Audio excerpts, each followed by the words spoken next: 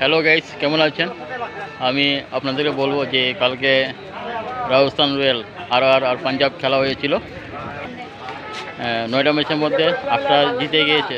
9টা ম্যাচের মধ্যে 8টা জিতে গেছে, কিন্তু তারপরে দেখলাম যে 4টা ম্যাচ লাগাতার হেরে গেছে।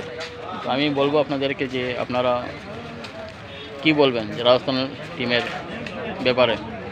তো প্রথম ভালো খেলেছিল, 1 নম্বরে ছিল, তারপরে লাগাতার 4টা ম্যাচ হেরে গিয়েছে। এখন টপ 10 আছে, টপ 1 নম্বরে আছে কলকাতা, কে কে কে কে আর।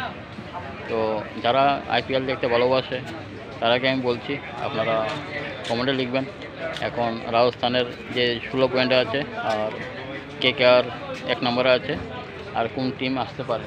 তো আমি আপনাদেরকে বলবো যে যদি 4টা টিম আসবে, যদি আপনারা 2টা টিম জানেন তাহলে কমেন্টে লিখে দেন কোন টিমটা আসবে আইপিএলে। আর খুবই ভালো, আর এখন প্রচণ্ড গরম চলছে, গরমের মধ্যে যে বাজার লোক কম আছে। আর এখন আমি আপনাদেরকে বলছি আপনারা অবশ্যই আমার ভিডিওটা দেখবেন, কমেন্ট করবেন, শেয়ার করবেন, আর আপনারা সবসময় ভালো থাকবেন, আপনার শরীরের প্রতি যত্ন নেবেন।